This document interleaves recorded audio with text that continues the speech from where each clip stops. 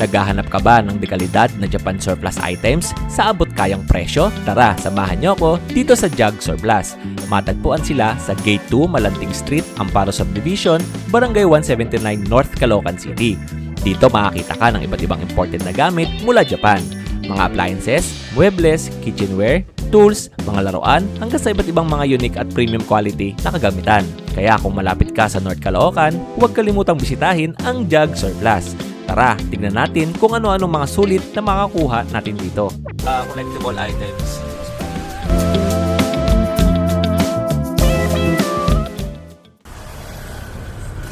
Ito, unang bungad dito sa tindahan nila ay itong mga Japanese bike na ang presyo ay 3,500, tapos pwede daw ito na 3,000 pesos. Japanese bike. Okay. Ito yung itsura niya.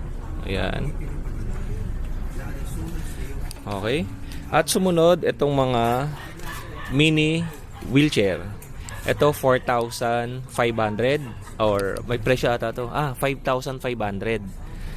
5,500. Tapos ito, sabi ni Kuya Junior ay nasa 2,500. And then may high chair para sa mga bata, nasa 1,500. High chair, ganda kahoy oh.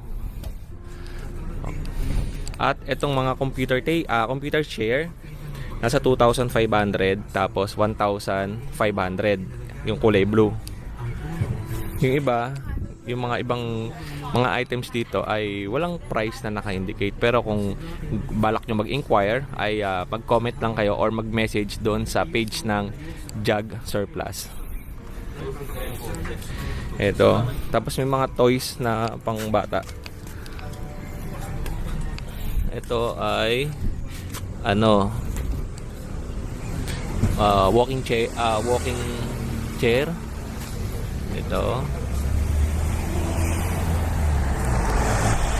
Tapos may mga ganda silang payong oh. Ang presyo na ito nasa 400 pesos.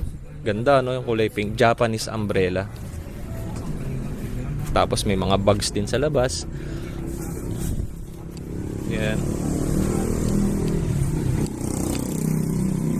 Then etong kahoy na upuan ay nasa 5,500. Ganda niya ito, kahoy oh. May mga signs na rin syempre na second hand, surplus. Pero kung titignan mo naman ito sa actual ay maganda pa. Yan. O, pasok tayo sa loob, tignan natin. Ito may nakita ako dito, Gundam na collection, RX-78 2-2. Yes, wala po. Oh, sige, dalawa yan ha, meron pa rito isa. Pakita ko rin to. Ito pa isa oh.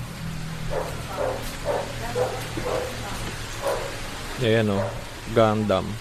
Ito naman ay Gundam din. Oh. Oo. Okay. Magkano? 2.5 each po. 2,500. 2,500 each pala. Oh, yan na. Mga collection. Ganda, no? At eto, may pinakita nga sa akin si Kuya dito na mga pang-collection. Umpisa natin sa ibabaw. Ano po ito nga sa ibabaw? Ito po mga nasa ibabaw. Ito po yung mga gold-plated na accessories namin galing Japan. Gold-plated accessories from Japan. Yes po. Magkano ang bentahan nyo na ganito? Usually, ang price po namin dyan around nasa thousands. Minsan po, mas nagmumura pa po siya kapag mas madami pong bibilhin. Okay. May specific price ba to, for example? So, Sa isang piraso? Ito po, for example, pwede na po ito siya pumalo ng around 1,000 po. 1,000 pesos, mga ganito. Okay. Gold-plated. Tapos, meron pa sila rito mga na relo. Tingnan natin itong relo. Mga original ba to? Ano po siya, branded ng Leech. Kumbaga po yan siya, local brand sa Japan. Local brand sa Japan. Yes po. And now, binibenta po namin siya ng 800. Okay, 800 pesos. Tapos, dalawa yan ha.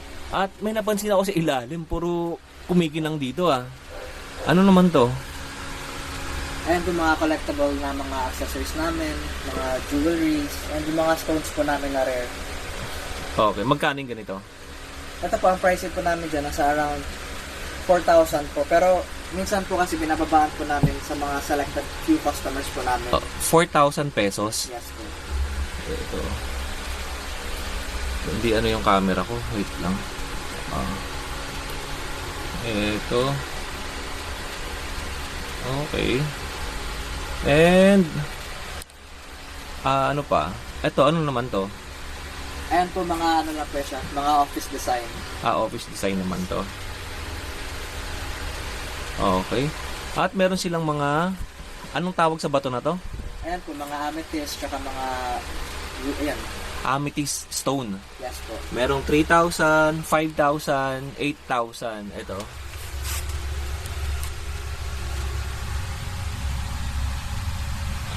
Okay. Collectible items. Yes po. Okay. O yun. Tapos ano naman to? Laruan? Yes po, ayan po yung mga toy collections namin. Magkano yung ganito? Ang market price po kasi nito for the complete set ng anim nasa 6,000, nasa ano po, nasa $350. So, Oh, nakita ko, 15,000 pataas. nasa 15,000 pataas siya. Pero sa amin, binibenta na lang namin ng 8,000 Oh, 8,000. for the complete set. Ilang piraso? 1, 2, 3, 4, 5, 6. Yes, kung 6 titignan natin pieces. yung likod ng packaging, ayan siya. Space Sheriff. Yes. Anong palabas ba to? Parang... Space Sheriff, ayan siya, isang local na series sa Japan yan siya. So, parang kumbaga ano yan siya, spin-off ng Star Wars. Oo. Ang pagkakatingin ko, yung ano yung ano ba to? Yung kay Buknoy. Oo. Di ba? Si Buknoy the Fighting Ball. Okay, 6 na piraso to ha. Ang benta nila sa peso ay Complete set, 8,500. 8,500. Pero pagka bibilhin yan sa ibang market, ang price nun doble, di ba? Yes. Doble. Ayan o. Mga miniature. Mga maliliit lang. Okay. Dami o. Mga mahilig nito yung mga, mga collectors.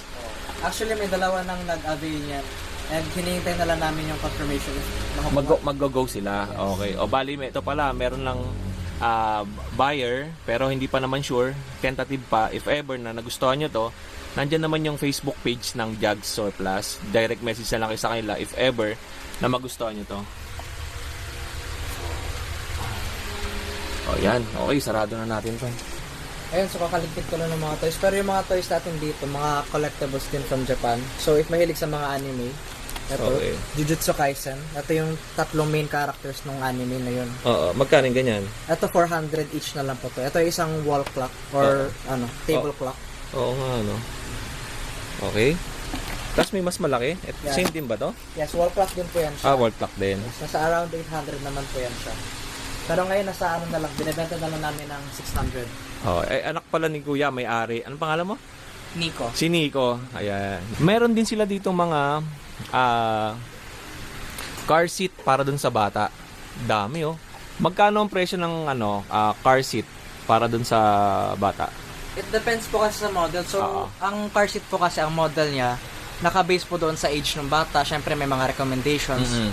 So, para doon sa mga larger na car seats namin, nasa around 2,000 plus po yan siya. Mura naman. 2,000, yes po, 2,000 plus po. Oo. Tapos, yung mga smaller naman po natin, mas pagmumura pa po siya. Mm-hmm. Tapos, syempre, yung iba po dito, may mga, Brands. yes, may mga brands. So, the more na mas maganda yung mga brands, ang tinitingnan namin yung brands, mga McLaren. McLaren, mahal yan. Oo, Number 1 na pinakamahal yan. Oo. And, ayan po, ang pinakamurang in-offer po namin na sa car seat, nasa around 1,500 po. 1,500 below pa. Pwede na kasi if ever na pumunta kayo sa mall. Dati kasi akong nagtatrabaho sa baby company, mga cribs, walker, mga ganyan din car seat. Alam ko yung mga presyuhan niya. Kaya ito, made from Japan. Yes po. Mas mas matibay, mas maganda at saka kahit na second hand yan, maayos pa naman. Tsaka yung car seat naman saglit lang gagamitin yan Parang ilang months lang gagamitin ng bata pag magta-travel lang kayo. Okay, hindi ko na sa inyo papakita ng ng tawag nito kasi naka-plastic yan baka madumihan. Pero napakadami at ang gaganda ng itsura. Okay. At eto, meron nga nasabi sa akin si Kuya, yung tatay ni Nico, yung may-ari nito, na marami silang mga collectible items din dito na mga mahihilig dito, mga tita. Magkano isang set natin ng mga ganito? Ang bentahan po kasi niyan, depende. Minsan po, ang bentahan namin yan by pair of saucer and cups. Oo. So, ang isang saucer and cups, sa mga collectible items namin, naabot siya ng 200 to 150 each. Pero syempre, kung bibilhin nyo naman po ng set, mas mura na po siya. Mas mababa. Yes po. Okay, mapapakita ko muna. Ito. Yan. At ito. Collectible items yan, ha. Gaganda. Dami pa sa ilalim, oh. Ito, meron ng remote control dito na pang construction. Ang benta nila dito ay 2,800. Yes, po. Napakamura. Tapos, tingnan natin. Oo.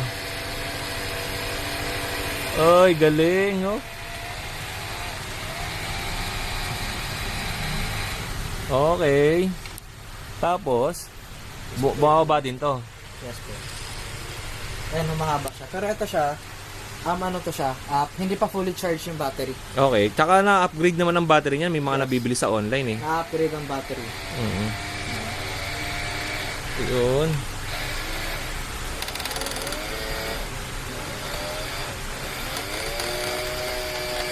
Hindi kaya ng battery siguro. Tapos na ng battery. Oo. Yan. Oo, okay. Galing, no? Oh, yan. Tapos abante mo, i-atras abante mo lang. Hindi na, wala ng battery. Ayun, di na. Lowbat na. Pero ito yung remote control niya, pakita ko lang. Ayan, yung kanyang remote control.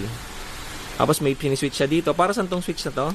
So, itong left side, ito yung pang control dito sa upper body. Okay. Tapos yung right side naman, if gusto mo nang paandarin yung sasakyan.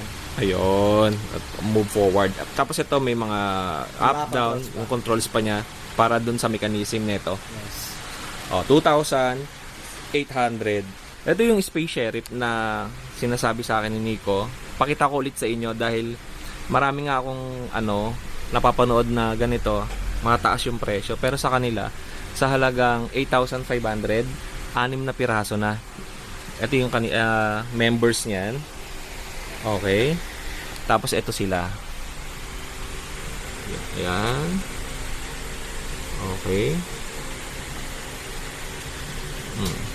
6 na piraso for only 8,500. Ito po 1.5. Mas mura to, 1,500. Okay. Tapos yung dalawa, 2,500 ang isa. Opo. At may nakita ako dito sa mga batang 90s, The Three Musketeers. Napakaganda nito palabas na to. Pero napanood ko to dati, Betamax ata yung gamit ng kapitbahay namin na hindi ako pinanood. Pero napanood ko din sa ibang kapitbahay. Ay, nakakatawa. Ganda nitong movie na to. Ano to plaka. Magkano yung benta mo nito? Ang benta po namin dyan, 800 din po.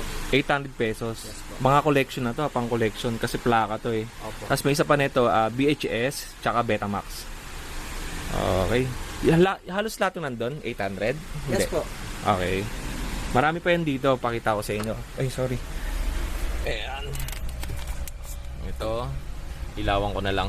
Nagbabounce lang yung ilaw natin pero meron silang yan, The Butcher's Wife.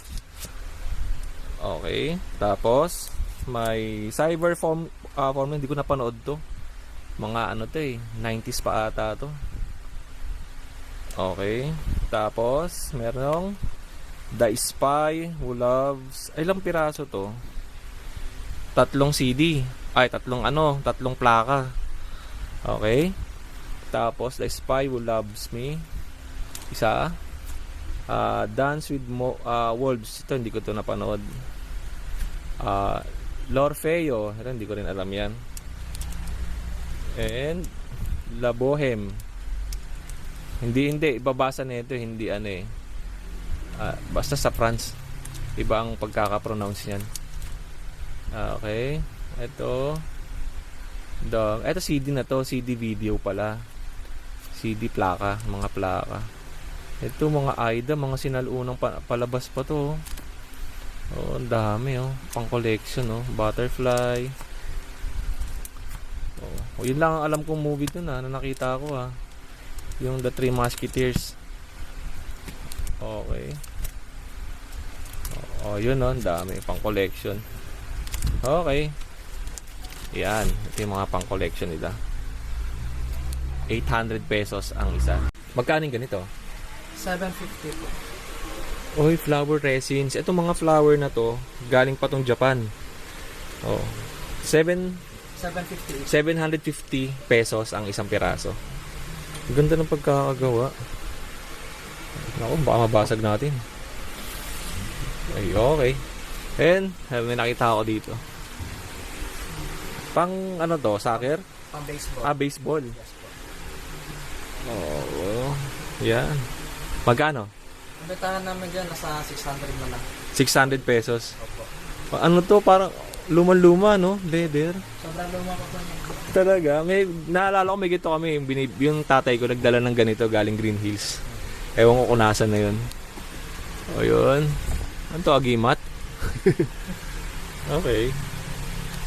O yan. Wala na. Yung area nila doon sila nagla-live selling.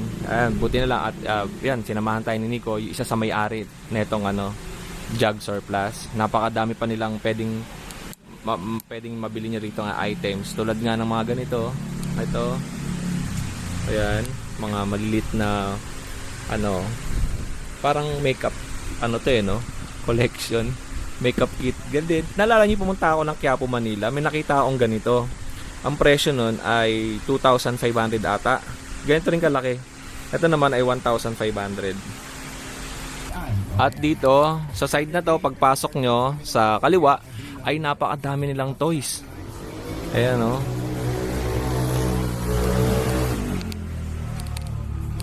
Okay. Yung mga laruan, napakadami. May mga wigs din. Okay. Ano yung mga pang-collection mo dito? Meron ka ba? Ang mga pang-collection lang po namin is yung mga Dragon Balls, tapos yung mga anime figures po doon sa taas. Okay. Ayan po. So ito si Hatsune Miku, kilala to siya sa anime industry. Kasi Oo. ayun, madami po siya mga variants. Meron siyang yung retro made, Oo. tapos meron siyang itong summer vibes na dress, Oo. na outfit. Okay. Tapos meron din po kayong mga special items dito na mga collectibles, ayun, mga Hello Kitty na baunan, mga Dragon Ball na ano, na mga holographic displays. And syempre yung kabataan natin ng Bakugan. Oo, okay. Ayan po siya. Ito murang-mura na lang, 150 po siya. 150. Opo. Okay, marami sila dito. Ayan. At may nakita din ako dito yung bala ng PlayStation. Ano, pero puro Japanese Yes, version. Puro mga Japanese pen siya. Mga Japanese games. Walang Resident Evil dito, yung mga nilalaro natin dati. Nakuha na po. Oh, ano ba ba yung Resident Evil, Final Taken, Fantasy. Final Fantasy? Ito Final Fantasy. Meron. Yan. Ay, ito marami. Magkano ang isang piraso? Magkano ang isang ano natin ma? Kano nga itong ano natin, 50 na lang ba ito? 100 at yung Mga PlayStation natin na ano, bala. 50. Ayan, 50. 50 pesos na lang. Oh, Final Fantasy. Ayan, oh. Ito yung mga nilalaro natin noon, yung ano pa tayo, elementary. Ano ba yun? Tekken, Gran Turismo. Gran Turismo meron po dito, pero since Japanese Ang version. Ito. Ayan. Oh, yun lang yung mga naaalala kong games ano. Gran Turismo 5. Nag-aaway-away pa nga dun sa PlayStation kasi nga minsan nag-extend, hindi ka na makapaglaro. Okay. 50 pesos. Tapos may bala rin sila ng Nintendo. Yes. Tapos ito, Monster Hunter. Ay, ito hindi ko na alam to. Monster Hunter. Ayan. Capcom. Natandaan ko yung Capcom. Yung sa Plants vs. Zombies. Oo. Galing naman. Okay. Meron kang PlayStation na binibenta? Ng mga consoles. Back then meron po, pero ngayon kasi nakuha na. Wala na ngayon. Pero sa Nintendo meron. Wala po. Wala pa Ay, kaming- pang to, di ba? Pang family ba to? Yes po. Pang family slots? Opo. Hmm. Pagdating po sa mga console, very rare lang po kami nakakakuha. Oo. Ito, Last Escort. Okay, ano ba ito nasa ibabaw? DVD din ba to? Okay. Yun.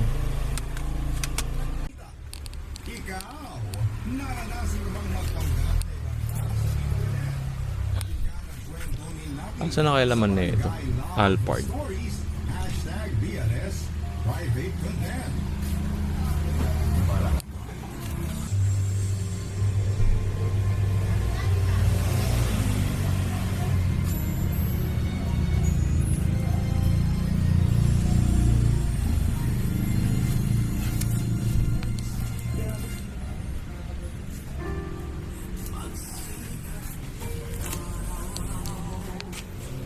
At meron silang mga bags. Ito, mga toy sections. At ito naman, mga maleta. Yung part na yan, puro maleta. Tapos mga bags. Bags, around 500 pesos. Yan. Mga bags. Okay. Ayan, bags, marami. Ayan, mga leather. Leather bags. Okay. Ayan,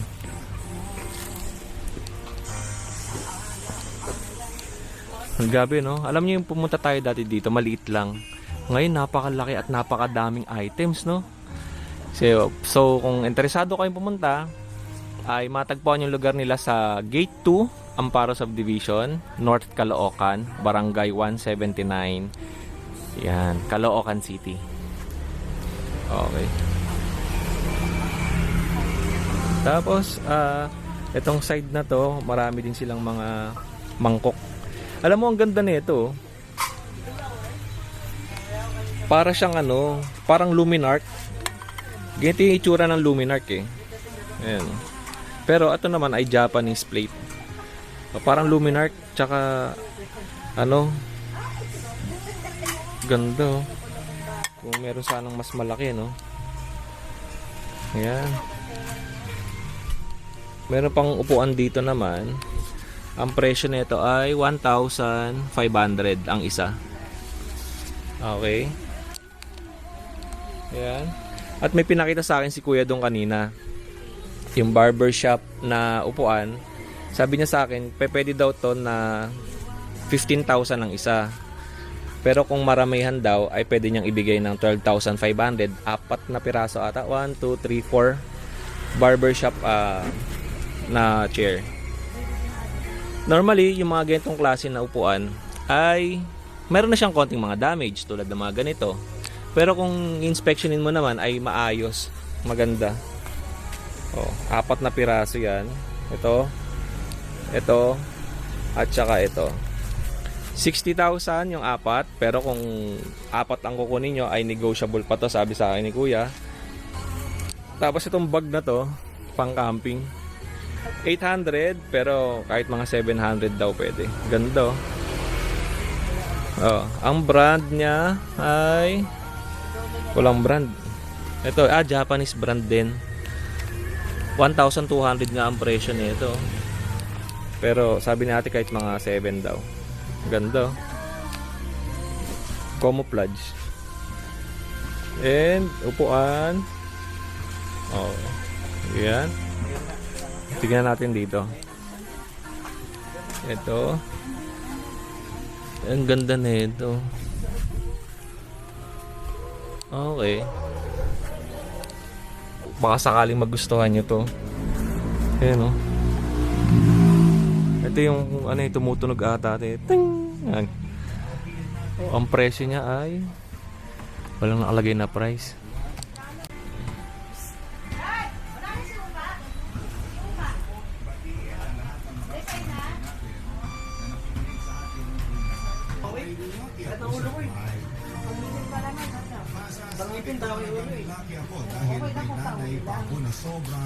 Tapos meron din silang mga malilit na payong dito, around 250 pesos. Ayan, mga Japanese umbrella.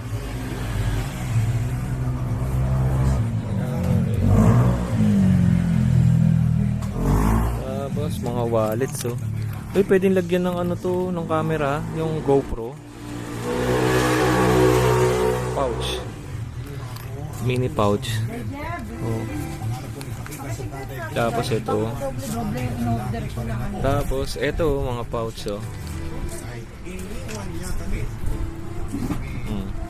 Baka pagbukas nyo nito, may kayamanan pang nakaiwan, no? Ayan. Ganda naman na ito. Ayan o. Okay. Actually, marami kayong makikita dito mga items eh. Hindi natin lahat may isasama. Pero pag pumunta naman kayo dito, pwede kayong mag-ikot-ikot.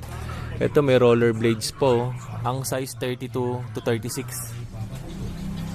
O rollerblades 32 to 36. Pabigat po siguro. Tingnan natin. Okay. Ilan? Kaya may rollerblades. Ano pa? Pasukin natin to. Oh. Ito ay vacuum. Okay.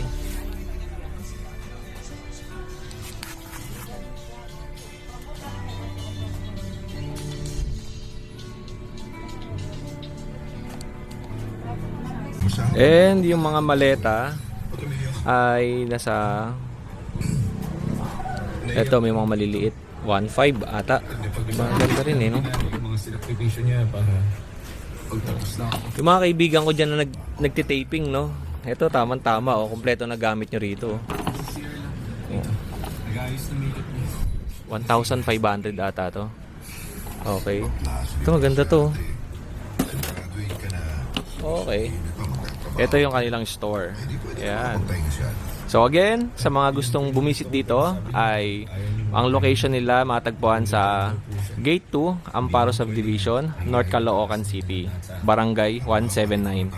Ganyan kalaki yung kanilang tindahan. Napakalaki, di ba?